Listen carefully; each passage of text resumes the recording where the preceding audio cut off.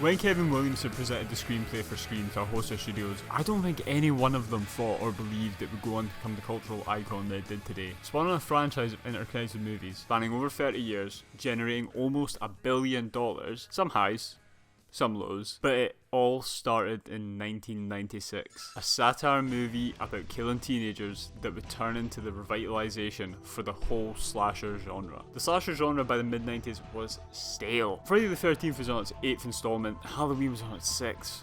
Nothing was making waves anymore. Audiences were understandably getting bored of the same old tropes being wheeled out movie after movie. The genre was in dire need of something fresh. I hit the reset button. And to be honest, a satire about the genre doesn't necessarily scream groundbreaker, but they managed to take the usual tropes and twist everybody's perception of them. Randy lays down the rules for surviving pretty clearly. Number 1, you can never have sex. Number 2, you can never drink or do drugs. And number 3, never, ever, ever, under any circumstances say, I'll be right back. Scream takes these conventions and weaponizes them against us. The meta approach flips the tropes on their head and makes the film feel fresh and self-aware, theme that the whole movie would be constructed around. Unlike most thriller horror films, Miramax went kind of all out trying to bolster this cast. Drew Barrymore, Courtney Cox, Neve Campbell, mixed in with what would soon to be stars following this, Skeet Ulrich, Matthew Lillard, David Arquette. There was the right balance of star power to pull you in without it being too overwhelming and a game of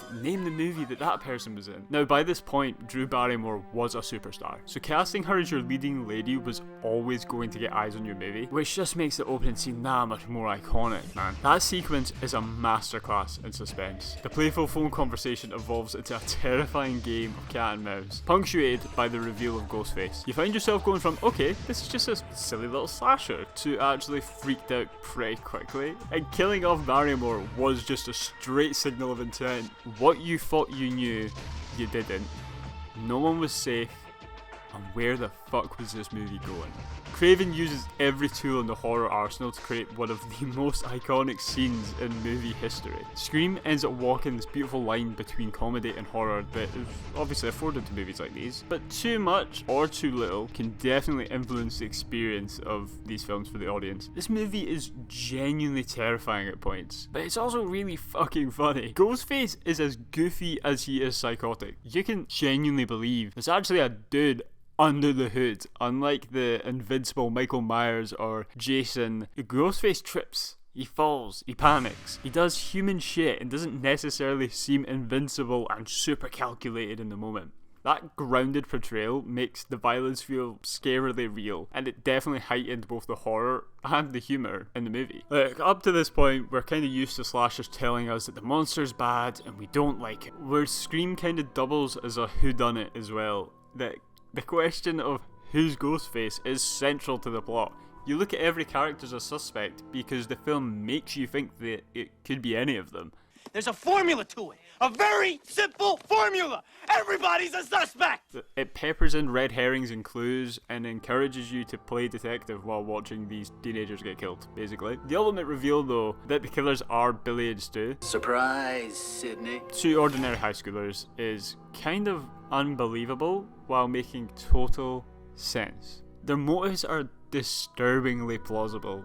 It makes the horror just way more chilling when you actually think about the reason and the faces underneath the mask and what they've done. The mystery actually kind of elevates the movie above the rest of its slasher peers for me because it treats the audience member as someone with a working brain. So you're kind of thinking as the movie's going like, who is this? While making the violence really visceral and you're like, holy shit, what's going on?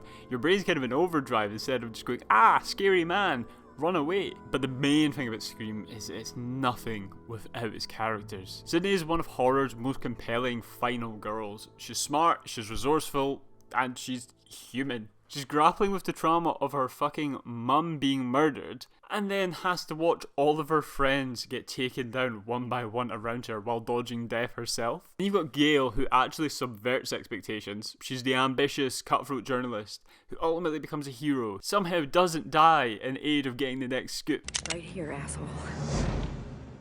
And then there's Dewey, lovely, bumbling Dewey. But that reveal with Billy and Stu showcased that the idea of Ghostface, the fear of him was nothing without these two.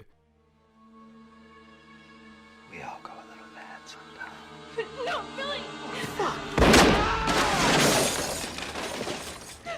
The contrast of, oh so serious Billy, I've got a chip on my shoulder and life is so hard, compared to Stu, who's genuinely just a freaky, toyish, playful killer, is fantastic. And let's be real, we all love Matthew Lillard, but if you want to genuinely talk about the true star of this show, it's Ghostface. That costume is so simple, yet everybody knows it. It's unforgettable. It's an iconic part of every Halloween from then on out. And the voice of Roger L. Jackson brings this chilling personality to the killer that most of the slashers before generally didn't have because they were just silent monsters. Come on, don't lie. You've definitely answered a house phone late at night, worrying that what you're going to hear on the other side is that horrible voice. Hello? We can talk about the crazy silly stuff Scream does. It isn't just a satire or slasher meant to disparage its roots. It is definitely a celebration of the horror genre, packed with nods to great moments from the name Billy Loomis, obviously being a tribute to Halloween. This reverence for horror history brought slasher into the mainstream again and put the eyes of the new generation on the genre. The franchise that they would go on to create out of this movie is possibly one of the smartest moves from movie executives ever. The movie series within the movie series is such a stupidly convincing trope that they've managed to build into a multi-million dollar series that you can't do anything but just sit back and applaud. There have been dips over the years, but the most recent iteration of the movie was stupidly fun, and I find it crazy that I get to experience this series that was made before I was born in cinema with my other horror loving friend. If you've somehow made it to 2024 and not watched the original, do it. Scream is a must watch. It doesn't just follow the rules, it rewrites them. I'll be right back!